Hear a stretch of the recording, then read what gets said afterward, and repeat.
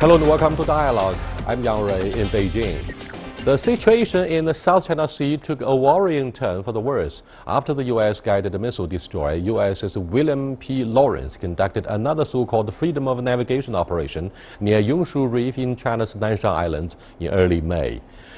How should we view the two countries' concerns from a historical perspective? How will the recent tensions in the South China Sea impact on long-term China-U.S. relations? And how should China and the U.S. work together instead of increasing the conflict between a rising and an established power? To discuss the issues and more, I'm very happy to be joined in the studio by Professor Niall Ferguson, a professor of history at Harvard University. But before we get started, let's look at this. The South China Sea dispute has become one of the biggest concerns to Sino-US relations. China's foreign ministry once again expressed concern after a US Navy warship, USS William P. Lawrence, carried out a navigational operation near a disputed reef in the South China Sea on May the 10th. China took measures to monitor, track, and warn in accordance with the law. I have to point out, this action by the US side threatened China's sovereignty and security interests, endangered the staff and facilities on the reef, and damaged regional peace and stability. As we have reiterated many times, China resolutely opposes such actions by the US side, and we will keep taking necessary measures to safeguard China's sovereignty and security. This operation marks the third time in less than a year that the US has conducted so-called freedom of navigation operations in the China Sea. The Department of Defense conducted a freedom of navigation operation in the South China Sea, specifically in the region of Fiery Cross Reef in the Spratly Islands, to uphold the rights and freedoms of all states under international law and to challenge excessive maritime claims of some claimants in the South China Sea. Since Chinese President Xi Jinping's state visit to the US last September, the views of the two nations have differed increasingly over militarization in the South China Sea. But there was also cooperation on display when Chinese Foreign Minister Wang Yi visited US Secretary of State John Kerry in Washington in February. The two countries celebrated common ground on addressing climate change, and both diplomats worked together on a resolution for the United Nations Security Council to toughen sanctions against the DPRK's nuclear test and rocket launch. Observers from both countries believe the South China Sea dispute should not be an obstacle to China-US relations, since the two sides are enjoying more and more common economic interests and cooperation in multiple fields. More dialogue and communication are needed in building new consensus, they say, to benefit both China and the US, as well as other nations in the world. Welcome to Dialogue, sir. It's a pleasure to be here.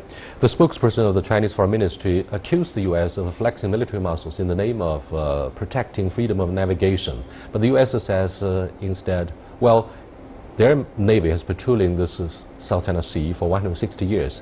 But whose history of a presence is longer there in the South China Sea, from the perspective of a historian?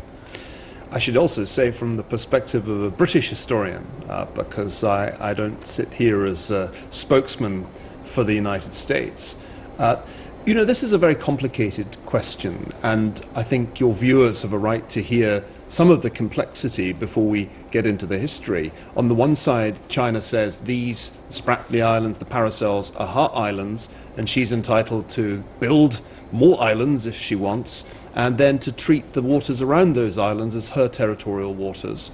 And the United States says, well, we don't have any territorial claim, we're just going to enforce the international law of the sea and free navigation for any ships that are sailing there for innocent purposes. So roughly speaking, those are the dividing lines. But what makes it, I think, doubly complicated is the interest of a whole bunch of other players in this story. The Philippines, Vietnam, to name just two of the countries that also have interests in and claims in the South China Sea. And I think it might be better to think of this as a multiplayer game rather than a two-player game, and to see this as acting on behalf not just of itself but of these other nations. That's really how I tend to think of it. China insists that we conduct a dual-track dialogue with other claimants in the South China Sea. It means We hold a one-on-one dialogue with an individual claimant. On the other hand, we talk to ASEAN, the regional bloc, in which the claimants seek their asylum politically for support. Now, what do you think of China's proposal? Well, my attitude is that diplomacy is preferable to any kind of military conflict, any kind of naval conflict, and it's extremely encouraging that the different interested parties are in dialogue with one another. I don't think, however, that it's realistic to expect this to be resolved in a series of bilateral negotiations. Too many players are involved in this, and it seems to me that the United States is really trying to play a role of arbiter rather than interested party, and trying to make sure that these different regional conflicts don't escalate, and that seems to me to be highly desirable. In the end, we can't pretend that the Philippines and China are equal partners. They're not. China is a vastly more powerful state than the Philippines. The same goes for Vietnam or any other of the regional players. They're all dwarfed by China. The role of the United States, I think, in this context is to offer some balance and to continue to exert the kind of role that it has played in the Asia-Pacific region since the 1930s and 1940s, when, after all, it played an absolutely decisive role in defeating the ambitions of Imperial Japan. Here is the question of how to look at the international law of the sea. The role of the United States is very questionable for the very fact that it is not a party to UNCLOS. China will definitely reject whatever result and outcome of the international arbitration in The Hague. Hence, disputes will further flare up between and among the claimants, China being one of them. Therefore, what do you think of China's challenge to the U.S. leadership? Because, as I said, the United States is not a party to UNCLOS. Well, both the United States and China are acting as great powers have acted throughout history, with a certain disregard for international conventions. The United States, as you rightly say, has not ratified the United Nations Convention on the Law of the Sea. China, meanwhile, insists on territorial claims that are contested by other countries. And so in some ways, China and the United States are behaving in rather similar ways. And this tells us an important historical lesson. Whatever the international law, and the international law will always be open to dispute because territorial and maritime claims are very difficult to determine. They're in many ways lost in the mists of time, these claims. But in the world of great power politics, we need to be careful because we've seen in the past when an established power is suddenly challenged by a rising power, the danger is that it escalates into conflict. And that has happened more often than not every time this situation has arisen in world history. We would be, I think, making a grave mistake in Washington and in Beijing if we allowed the tiny little islands in the South China Sea to become the flashpoint for a great power conflict. We'd be making exactly the same mistake that Germany and Britain made 100 years ago, when Germany was the rising power, Britain was the established power, and disputes over relatively small countries, Bosnia, Belgium, ended up producing World War I. We have to learn from that history. Well, who is the stronger side in the maritime dispute? Look at the 5 military bases that the U.S. enjoys access to. Look at the 1951 Mutual Defense Treaty between Washington and Manila. And look at the proactive efforts of the Abe administration to align itself with all the other claimants against China. These are the legacy of the Cold War. And China says, well, you declare you won't take side on the issue of sovereignty, and yet the United States is on a far superior position militarily. So what should China do to avoid having head-on collision? Because President Xi Jinping said he was seeking a new type of major country relationship, the essence of which means no conflict and no confrontation. Instead, we should have co-prosperity. I think everybody is in favor of co-prosperity. Who could be against that? And everybody, I think, would be in favor of what Dr. Henry Kissinger has called co-evolution between China and the United States. But let's think about it in both military and economic terms. In military and naval terms, the United States is still the superpower. It is significantly ahead of all other nations in terms of military technology and military capability. And that will continue to be true, certainly at sea, for some years to come. On the other hand, when it comes to the economics of the Asia-Pacific region, China is increasingly the principal trading partner of all Asian nations. And this gives it a certain amount of economic leverage that the United States can't easily match. So in that sense, I think the two powers are in some kind of a balance with one another. President Xi is right to talk about co-prosperity. $5 trillion worth of trade pass through the South China Sea, and most of it is trade from or to China. The question is whether China is going to contribute to co-prosperity by building surface-to-air missiles on artificial islands in the South China Sea, or whether it can better contribute to co-prosperity by seeking some kind of peaceful resolution of these complex territorial maritime disputes. Other claimants have installed their military facilities in the nearby islands, such as Vietnam, which also did land reclaiming. Well, having said this, let's look at this book. You are the author of Kissinger, who helped open the door between US-China in the early 1970s. And he said in his book on China that a large degree of Chinese strategic thinking is aimed at preventing encirclement by foreign powers, as was witnessed by the Chinese intervention to save North Korea during the Korean War in the early 1950s. Do you agree? And do you view China's strategy in the South China Sea also reflects this feature? Dr. Kissinger's book on China is a great work, and it makes the point that we should learn from the experience of Europe in 1914.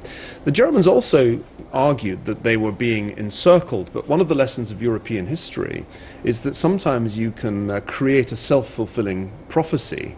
As Germany became more assertive, so its neighbors became more concerned, and gradually it ended up creating an alliance against it in the form of the British, French and Russian combination that fought Germany in World War I. So sometimes the fear of encirclement can actually lead to the encirclement. That, I think, is a point that Dr. Kissinger has made.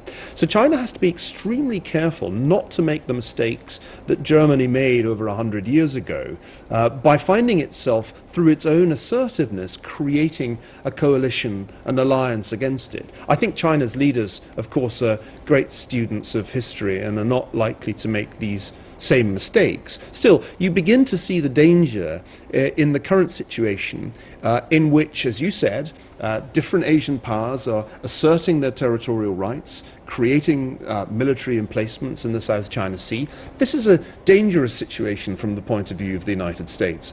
The US has no interest in militarizing the South China Sea. It has no interest in an arms race in Asia.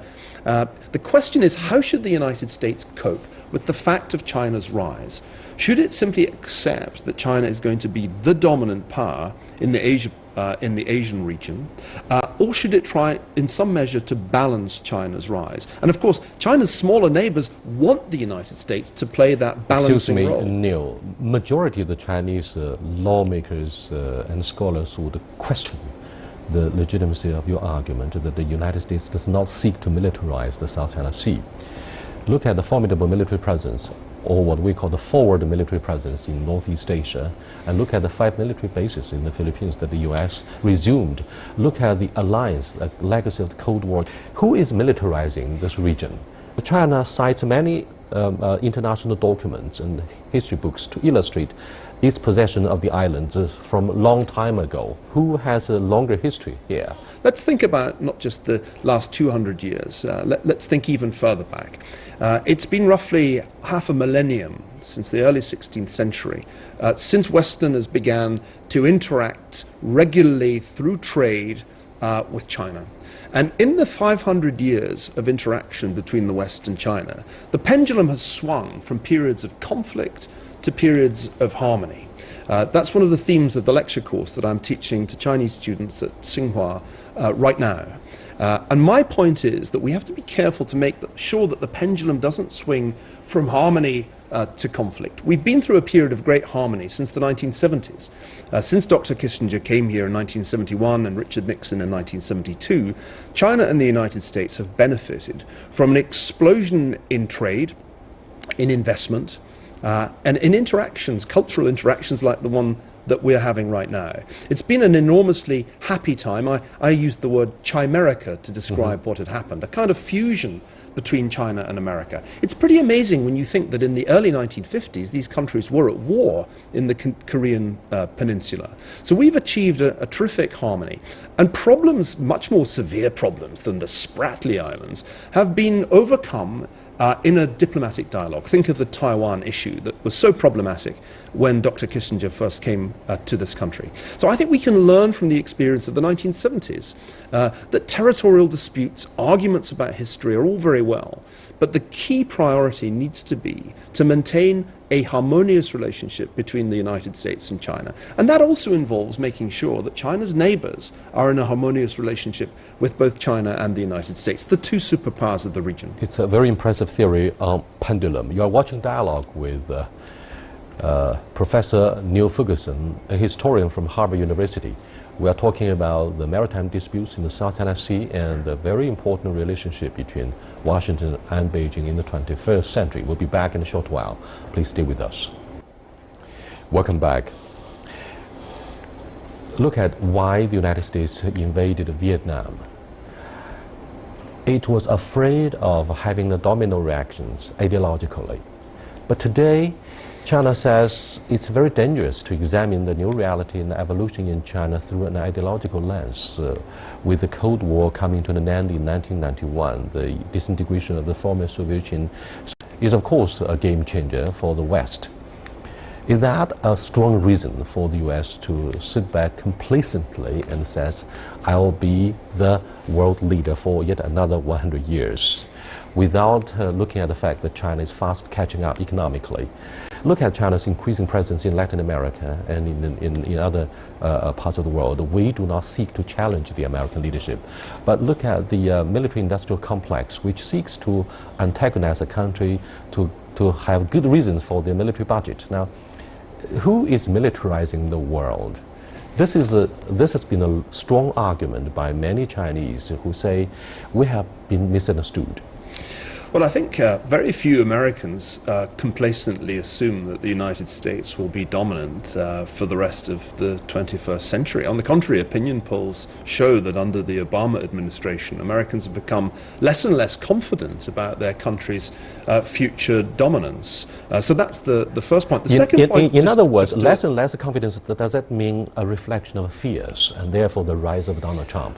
I'm not sure that it's all about fear. Fears and anger. We'll come to Donald Trump in a minute, but before we get to Donald Trump, let's remember that the US defense budget has actually been shrinking under the Obama administration as a result of the fiscal pressures that the United States is under. And even that shrinking budget is increasingly consumed by pensions to veterans. So the United States is clearly not in the process of militarizing. If anything, its military capabilities are dwindling, to the great concern of some observers in Washington. So I don't think it's fear that we should think in terms of here. I think the United States has been through an extremely difficult time economically, and that has been the uppermost concern in people's minds, far more than foreign policy. The pivot to Asia that was supposed to happen has of course been almost impossible to execute because the problems of the Middle East, which have become the dominant preoccupation of American foreign policy for more than a decade, simply refused to go away. The Obama administration thought that it could get out of the Middle East, get out of Iraq, leave the Arab Spring to happen and focus on Asia, but it's proved impossible. And right now what we're seeing is an escalation of American involvement in Syria, in Iraq, in Libya. So the pivot is something that it's turned out to be impossible to execute. Many Americans are very frustrated by this. They do not want to be involved in the complexities of sectarian conflict in the Middle East, but they are finding it impossible to walk away from that region. And that seems to me why the Chinese should not worry too much about an American pivot to Asia. It's simply impossible for the United States to execute, even if it were a good idea. But it's ridiculous to always take the United States as a monolithic whole or a single voice. The Obama administration is accused by many overseas observers of exercising pretty weak leadership over the Pentagon. And the Pentagon always cries foul about the alleged China threat. Harry Harris, the commander-in-chief of the Pacific Fleet, says the United States want to fight a war overnight. That's part of their tradition to exaggerate the threat that the U.S. Navy faces in the West Pacific. Well, in my experience, naval commanders are trained to plan for war. It's really the reason that they have these expensive ships. And we should never listen in the United States to what admirals and generals say. We should listen to what the President of the United States says. Now, we know what the President thinks because he gave extensive interviews to Jeffrey Goldberg of the Atlantic Monthly that were published just a few weeks ago. And these were highly significant because I think they showed the extent to which President Obama is impatient with America's traditional allies, and yes, mindful of the rise of China, aggressive in some of his language. Interestingly, he raised the possibility in that interview of a US naval base in Vietnam, which certainly struck me as remarkable considering America's history with Vietnam. So I think the president is going through a reassessment of America's strategic priorities. The key problem is, though, he's about to leave the White House, and in January of next year, he will be gone. And the big question for those who observe the US-China relationship is obviously who is going to be there in his place. Will it be Hillary Clinton or will it be Donald Trump? If it's Donald Trump, we are in for an extremely uncertain and bumpy ride because, as you know, Donald Trump has repeatedly attacked China in his election campaign, mostly on trade, has threatened a trade war with China, but also in his recent foreign policy speech, Mr. Trump attacked President Obama for being weak on the issue of the South China Sea. Now, that raises the possibility of a president who is altogether more confrontational with China than any we have seen since the 1950s. Prime Minister Shinzo Abe paid a visit to Europe the year before last, comparing the current geopolitical tensions between Tokyo and Beijing to the rivalry between the UK and Germany before the First World War. On the other hand, many policymakers say the growing economic interdependence would prevent major economies from going to war. But he said no, dismissively. Prime Minister Shinzo Abe said no, dismissively. And he gave a strong impression and delivered a powerful message to Europeans that he's ready to go to war. That's why he's seriously considering rewriting the pacifist constitution to give more powers to the self-defense forces, quote unquote. And therefore, by aligning itself with all the competitors, particularly the United States, they're going to fight a war. Well, I looked very carefully at what Prime Minister Shinzo Abe said at the Davos World Economic Forum in 2014. And I didn't take him to imply an intention to go to war. Rather, I think he was warning that we should learn the lesson of 1914. And that lesson was, and I think in this he's quite correct, that even although Germany and Britain were very economically interdependent, they went to war over the seemingly trivial issue of Bosnia and the question of Belgian neutrality. So I think that warning from history was a perfectly reasonable thing to say, and it's a point that I myself have made. The good news is that since then, my feeling is, and my observation suggests, that relations between China and Japan have somewhat improved. And we hear much less about the disputes in the East China Sea that were such a preoccupation of a couple of years ago. I think that the likelihood is that both China and Japan will avoid conflict because I can't see how either side would benefit from from it, the stakes are extremely high for China. Well, that depends on China's growth being maintained. And right now I get the picture that Chinese have quite a struggle on their hands to make sure that China's growth can be maintained even at a rate of 6.5%. As long as China's leaders' number one priority is economic growth, they will not really be able to risk conflict of the sort that would entirely disrupt their highly open, globalized economy. So my sense is that the world has only one real war to worry about, and that is a war in the Middle East, a war between Sunni powers, Saudi Arabia, etc., and Shiite powers, particularly Iran. That war is brewing. The region is already extremely violent. The danger is that conflict will escalate. And you know, China will be more affected by a massive war in the Middle East than the United States, because China relies much more on the Middle East for its oil. That's the war to worry about. I think what we see in East Asia, whether it's in the South China Sea or whether it's the Diaoyu Senkaku Islands dispute, these things are just saber rattling, as we used to say, not serious danger of war. And that seems to me like the really important point we should conclude on. There are all sorts of disputes in Asia, and there will continue to be frictions between China and its neighbors. That is what you would expect as a country rises as fast as China has. The most important thing is that the United States, which acted so decisively, Imperial Japan dominating Asia in the 1940s, continues to play the role that it's played since the 1970s as a peacemaker and a friend of China in the Asia-Pacific region. And that is what I would hope to see the next president do, whether it's Hillary Clinton or Donald Trump. What do you think should be the most important thing or measures to be rolled out in managing the crisis, either in the South China Sea or in the Middle East, where we see the origin of this current asylum-seeking crisis that threatens to destroy the Schengen Agreement, the foundation for the regional integration in Europe? Well, let me say that I think the second problem is probably a good deal bigger than the first, insofar as there will be a massive migration crisis in Europe and indeed more generally in the Mediterranean region, as long as the Middle East is on fire. And right now nobody has an answer to the question, how do we bring peace to the Middle East? In fact, there's every sign that next year will be even more violent than this year, and the year after that will be still worse. So that's a much bigger problem, because there is an active war going on in Syria and to a degree also in Iraq, and that war is creating opportunities for some of the most dangerous people in the world, jihadist fighters of Islamic State, to extend their influence right across North Africa into sub-Saharan Africa and even increasingly into South Asia. So that's the world's number one political problem. The problems that we see in the South China Sea are really trivial by comparison, and it ought to be relatively easy for the US president and the Chinese president to sit down and say, look, let's not engage in shadow boxing, let's not risk some kind of incident that escalates the situation.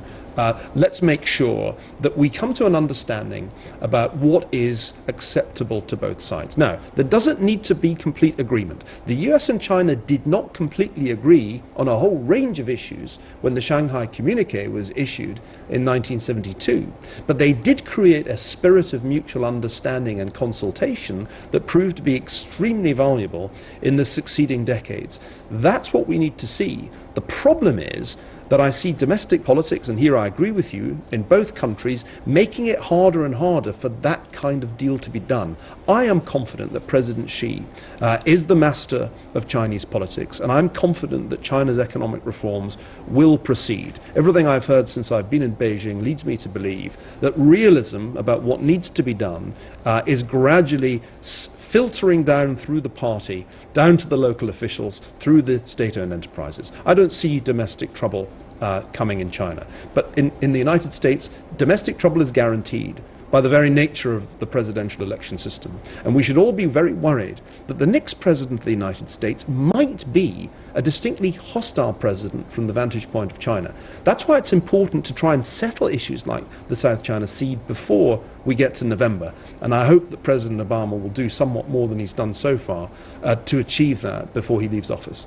You know, Neil, I'm very glad that the historians and politicians in Britain think alike. That's why Prime Minister David Cameron put his money on AIIB. Hopefully that China will be yet another constructive and responsible major economy in the foreseeable future. Thank you for being with us on this dialogue. Thank you. With that, we come to the end of this discussion with Professor Niall Ferguson, a historian from Harvard University. I'll see you next time. Until then, goodbye.